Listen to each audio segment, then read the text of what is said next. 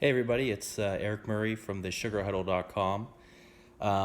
This week, I previewed the AFC West on the Sugar Huddle website, and so I just want to kind of recap all those previews I did and talk about the division a little bit.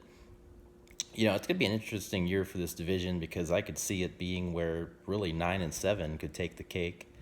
The Chiefs are interesting. They won the division last year, but the thing with them is obviously they moved on from Alex Smith. They traded him away, and now the Pat Mahomes era begins. So, is Pat Mahomes going to be this star right off the bat? Now he's got an entire year to sit and learn, or even with the great Andy Reid, the quarterback whisperer he is. I mean, it's very, very possible that Pat Mahomes could have really a true rookie year where he has his moments, but he has his ups and downs as well.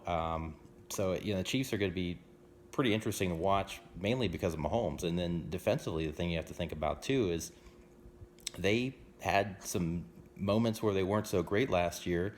I think they finished like 13th in scoring defense, somewhere around there. They really kind of had a step back defensively. I remember Eric Berry went down week 1, and so that was a major setback for them.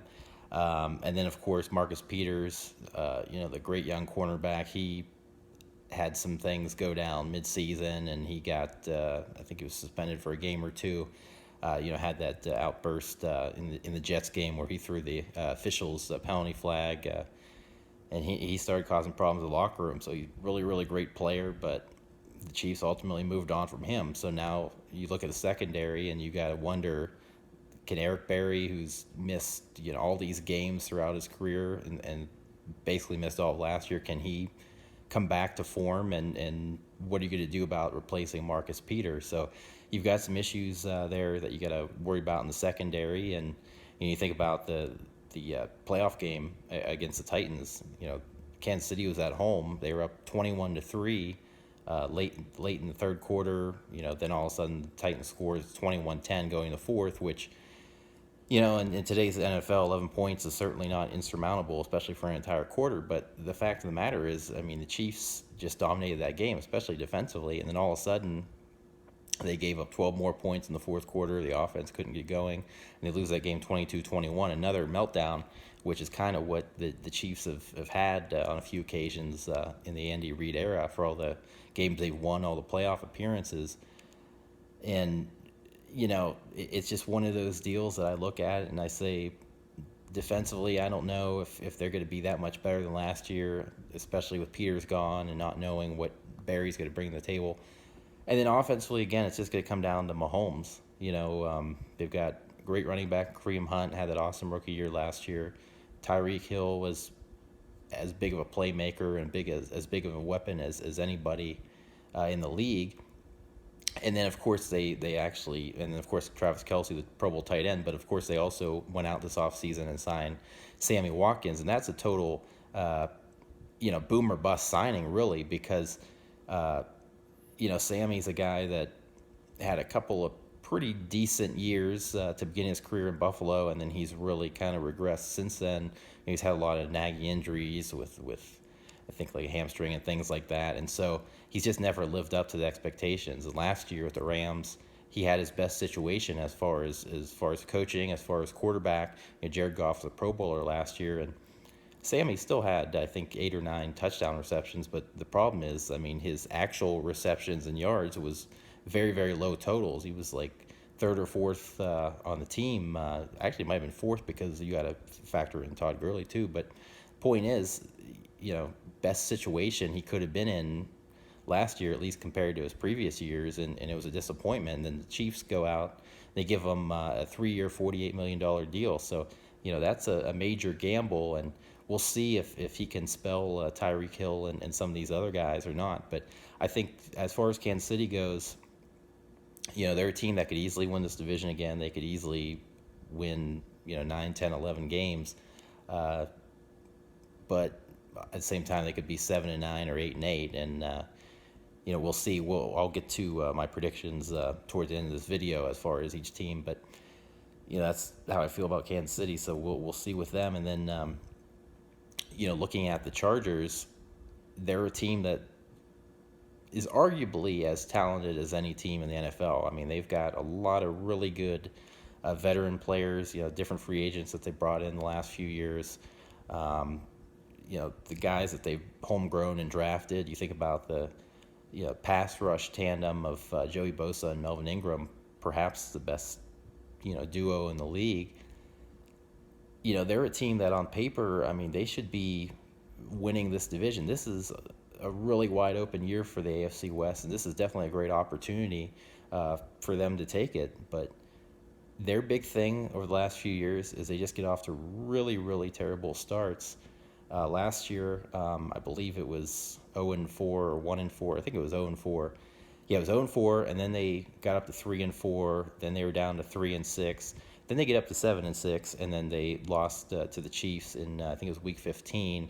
That dropped them to 7-7, and they finished 9-7. But they didn't have the tiebreakers over Buffalo and Tennessee, and so those two teams got in ahead of them for the playoffs. So again, dug themselves that huge hole at 0-4. They went 9-3 the rest of the way, but that 0-4 start just absolutely kills you. And previous seasons it was the same thing. I think it might have been 2015 when they were 4-12, and that was because they got off to like a 2-8 start, and they had a lot of injuries. 2016, they were just absolutely killed with injuries, and that's another thing that has been a major setback for the Chargers is terrible starts and lots of injuries. And already this offseason, Hunter Henry, who's looking like one of the best young up-and-coming tight ends in the NFL, what happens to him is he tears his ACL, I think it was actually the first day of OTAs back in May. So now they moved on from the veteran Antonio Gates. Now there's talks maybe they'll bring him back, but he only has so much left in the tank.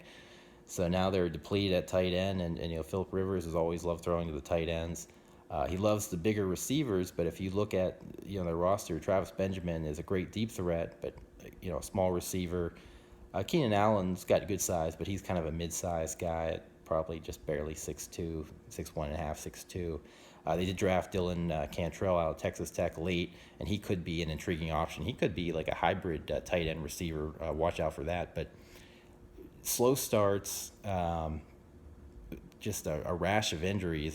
The amazing stat is back in that 2016 season, they had at least one player that they ruled out for this rest of the season in 9 of their first 11 regular season games. Now, they didn't get killed as much by injuries last year, but at any rate, injuries have killed them.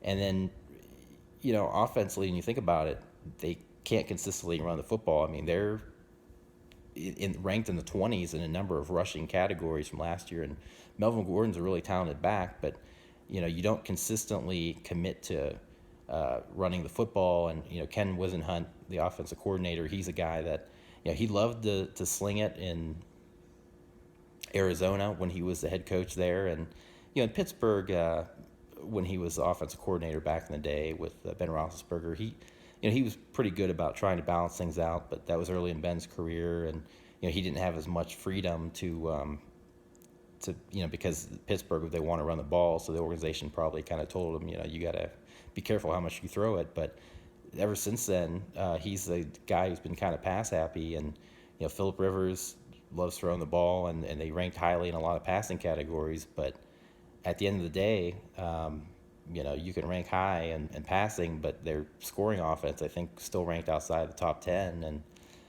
if you can't run the football consistently, and remember, defensively, they have one of the worst run defenses in the league. I think they were 31st in rushing. I know they were dead last in yards per carry on defense, 4.9 yards per carry allowed. So basically, the opposing team, if they have a good enough running game, that's back-to-back carries, and all of a sudden you have a first down. I mean, that's an easy way to dominate the time of possession and dominate the clock. And then as for Philip Rivers himself, you think about it, he's a guy that, for all the great numbers he puts up, and he'll likely be going to Canton at the end of his career, he just doesn't win anything meaningful. It's kind of like when you look at Matt Stafford. He's another guy who puts up big numbers, but he just doesn't win anything meaningful. And Philip Rivers, he's not a particularly clutch quarterback. I think he has 23 or 25 game-winning drives or something like that. And this is he's played 14 years played the last 12. But even Jay Cutler has more career game-winning drives. Big Ben and Eli Manning, who both were in that same draft class and didn't start playing that much sooner than Rivers, their career game-winning drives are both top 10 all time, like, big time, both in the 40s. So, offensively, they'll put up the passing yards, but it's not consistently leading the points. Rivers will throw some untimely interceptions in the third and fourth quarters in some big games, and that'll cost them a little bit there as well. So this is a team that I think is going to rely heavily on their defense, even though they're going to still put up a lot of yards offensively. I think they really are going to look to their defense to try to win them the AFC West, because even though their run defense really struggled, they have one of the very best pass defenses. Casey Hayward, who came over from Green Bay a couple years ago, has been an absolute stud. And then again with that pass rush, when you got guys like Bosa and you got guys like Ingram. And I know that through the draft they added several young guys. Obviously, you think about Derwin James out of Florida State. I think that was the 13th overall pick, I believe, 13th or 15th overall pick. But take him, and some say he might be another Cam Chancellor, and Uchenna Nwosu from USC is a very, very versatile pass rusher, and he can really spell Ingram and Bosa and get some extra reps in there. And he's also very good on pass coverage. They added a good defensive lineman, a good linebacker after that. So, the Chargers are a team that I think they're really going to look to their defense. And, if their pass rush, they had, I think, 43 sacks last year. If they can continue to get after the quarterback, continue to be great in the secondary, and if some of the moves they made this offseason are enough that their run defense can go from being one of the worst to being, maybe, let's say, in the middle, they're going to be a pretty dominant team. And, they had a number of takeaways last year as well. So I think the Chargers are going to be all about defense. But, this is a year they have to win the division. I mean, with, even with injuries and even with slow starts, they just have to find a way to win the division. And, they're going to have some challenging games early, but at the same time, they're winnable games. And then the schedule actually kind of softens up for them. So the Chargers, this is really an all-hands-on-deck type of year where they have to find a way to win this division. As far as the Raiders, Jon Gruden, he said he wants to take it back to 1998, and part of that is bringing a lot of veteran players. It's going to be interesting because, again, he hasn't coached in 10 years. He's been on Monday Night Football and all that, and we just don't really know if he has it anymore. I mean, remember, he gets traded to the Bucs in 2002, wins the Super Bowl that first year. But then after that, things didn't really go very well for him. They made the playoffs again like 2007, but had a lot of quarterback issues. Just a football team that was just all over the map and just wildly inconsistent. And he did do a great job when he was in Oakland, but that was so long ago. And you just wonder, I mean, does he have it anymore? I mean, when you've been out of the coaching game for that long, I mean, that's, I don't know. I mean, he's in his mid-50s, but, you just wonder, has a game passed him by?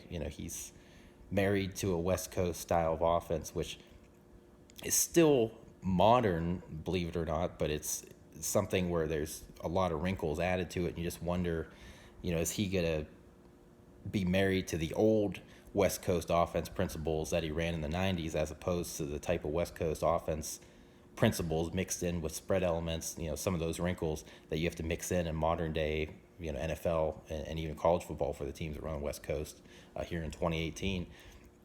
So you bring in a lot of these veteran guys. Running back was really curious because you re-signed Marshawn Lynch, who's like 32, 33-ish, and you gave him a 2-year deal.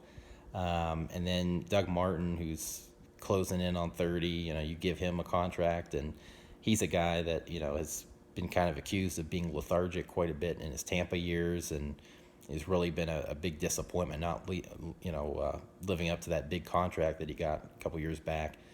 So you've got this old, decrepit backfield.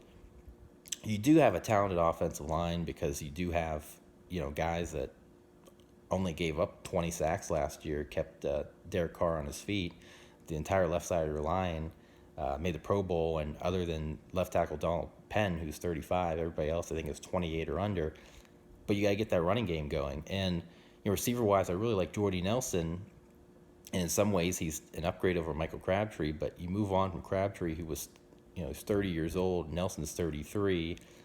You just wonder, is that really worth it? Crabtree did have some antics, did have a little bit of an attitude last season, and Jordy Nelson's a better locker room guy, so I guess there is that. But you wonder how that's going to work out. They signed a number of older players on the defensive side of the ball as well. And this is a defense that hasn't been particularly good the last few years, and you bring in this offensive-minded coach. And granted, I mean, when Jon Gruden was in Oakland, I mean, he had some strong defenses. And then, of course, when he won Super Bowl in Tampa in 2002, you inherited that great Tampa 2 defense from Tony Dungy, and they won the Super Bowl. But nonetheless, you just kind of have to wonder with the Raiders, they've got a lot of old players. They're not relying on youth as much as they're relying on the old guys, and you still have to wonder about depth.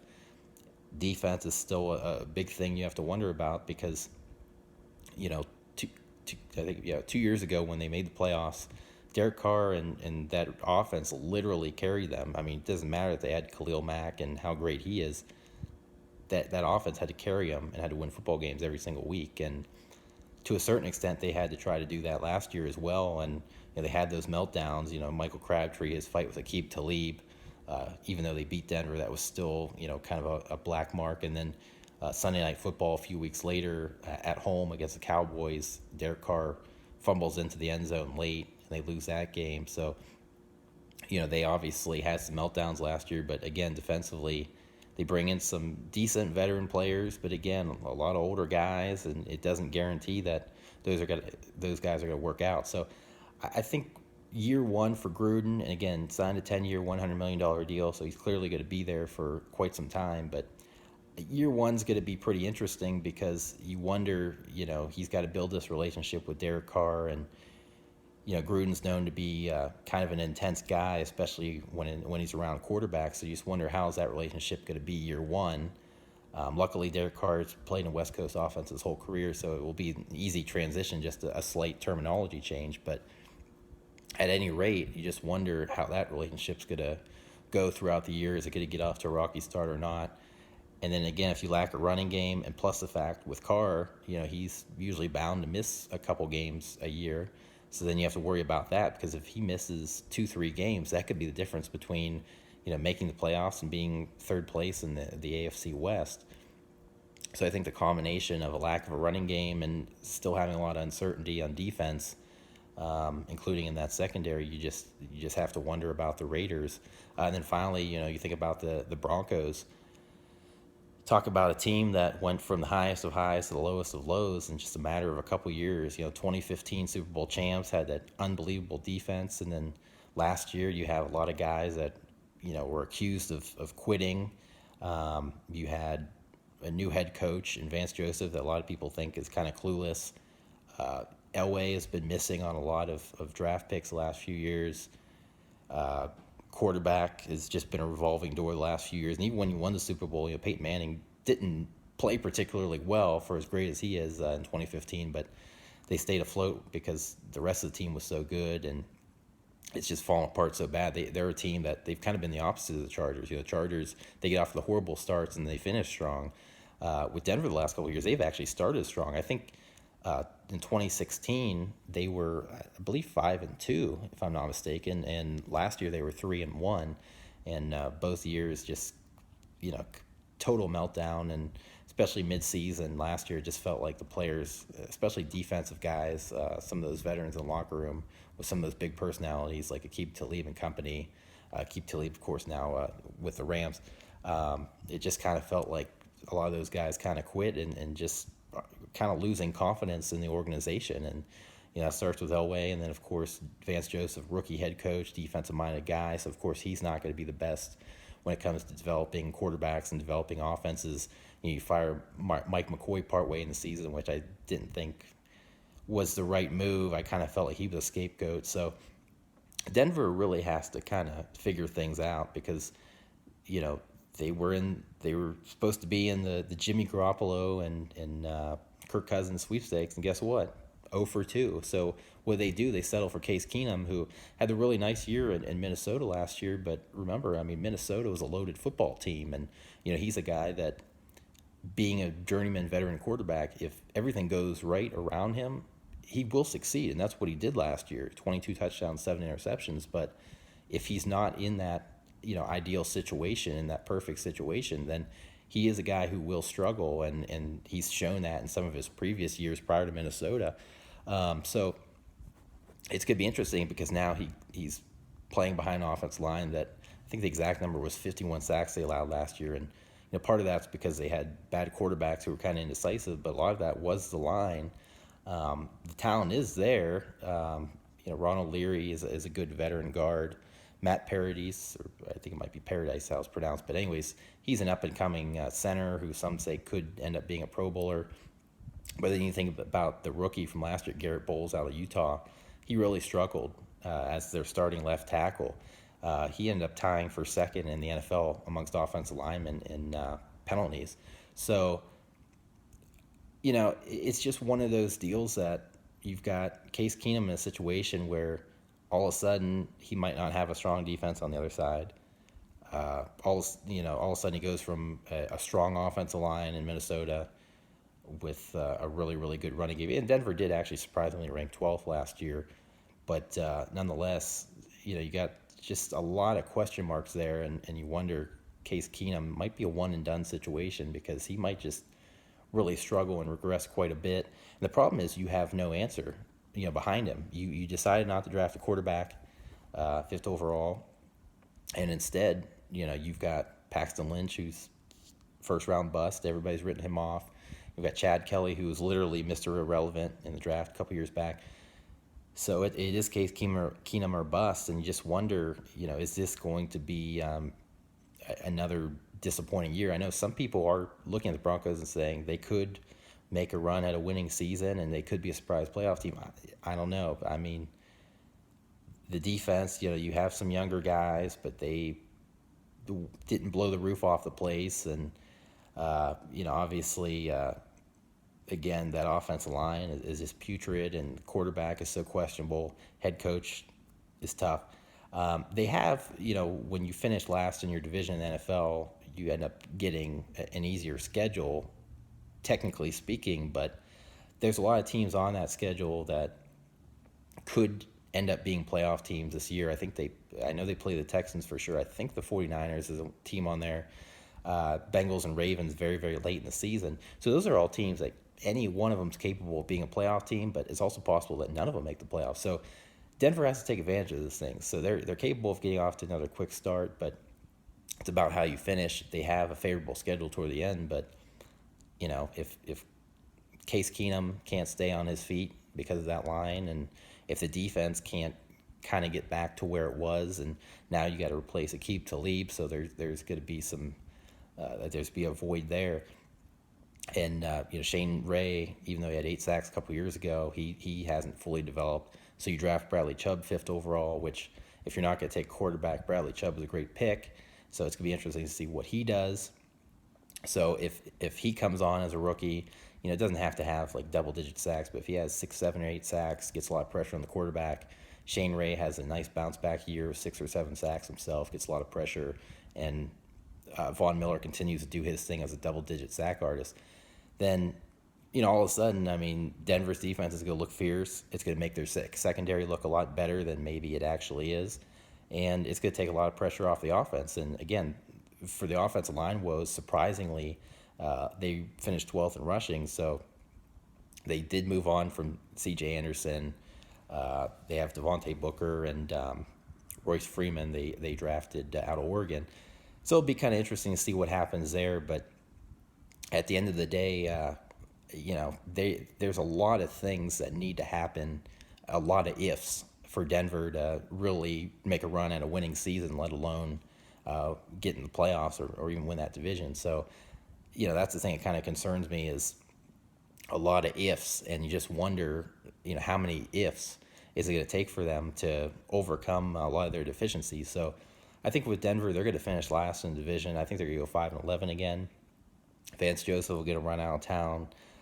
John Elway might get run out of town, believe it or not. So they might completely clean house in Denver if it does end up being that type of year. As far as the Chiefs, again, like I said, they could easily win 9, 10, 11 games like they have been. I actually think they're going to go 7-9. I know there's a lot of people still think they'll make the playoffs. I'm going to go 7-9.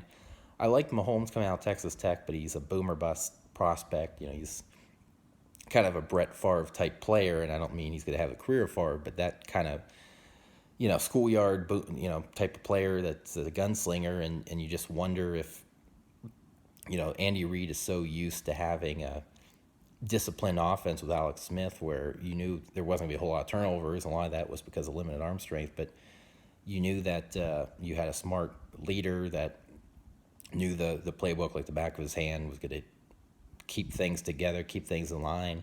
They weren't going to turn the ball over, and then they could rely on their defense. And you've got a guy in Pat Mahomes, who schoolyard type quarterback, has a chance to really step up and have those game-winning moments in the fourth quarter and overtime that Alex Smith hasn't been capable of doing in his career. But at the same time, there's also going to be some interceptions, some turnovers along the way, and you wonder if he has, even as little as like 12 interceptions, which is still a pretty decent number of interceptions, 12, 15 interception season, even if he's throwing a decent amount of touchdowns, that might be too much for the defense to overcome. And again, losing Marcus Peters is huge. You got some guys that are aging a little bit in the front seven, and of course Eric Berry. You just don't know. Is he going to stay healthy? How many games is he going to play? How good is he going to look? So I'm going to say that they're going to be 7-9, but I think 2019 and beyond, they have a chance to really get back to where they were at. And if Mahomes shows a lot of development throughout this season, there's a chance that he could be a really big breakout star in 2019, and they could get back to winning their division, on a pretty much annual basis. But I think this year will be a little bit of a reload, rebuild, transition type year. I think there's going to be some growing pains from Mahomes, so I'm going to say 7-9. Again, wouldn't surprise me if I'm wrong and they make the playoffs, but I'm going to go 7-9. I feel pretty good about that prediction. So then you talk about, okay, well, who's going to win the division? Well, that leaves the Raiders and the Chargers. I think they're both going to go 9-7. I'm not super confident about the Raiders at 9-7, but I'm going to say they go 9-7. I'm going to say they finish second. I'm going to say the Chargers have head-to-head tiebreaker. So the Raiders will settle for second in the division, and then as for the Chargers, I think they'll finally do it. They'll win the West. It's been a long, it seems like a long time coming. It seems like, but I just think that there's so many things, and again, a lot of it's some of the deficiencies of the rest of the division. But there's so many things that just line up in the Chargers' favor, even if they do have to deal with some injuries. That they know the urgency that they have to win early. They have some tough games early, but they know they have to win right off the bat. And if they play decent enough football and have kind of a 500 record through the first 5 or 6 weeks, they will heat up the final 10 or 11 games, and they'll do enough to have a winning season and win that division. So, yeah, I'm going to go with the LA Chargers 9-7 to win the AFC West, and then we'll see what they're able to do, in January football. But, anyways, again, Eric Murray, thesugarhuddle.com. I wrote all those previews earlier in the week. Last week I had the NFC West preview, so you can go back and check that out. Did the video on that here on YouTube. And then I'm going to probably do I'm going to say the NFC East probably next week, and then the AFC East after that. But I'm going to do previews of each division each week. So go to thesugarhuddle.com and make sure you check that out, and continue to check out these videos on YouTube when I'm able to post them. So thanks. Take care.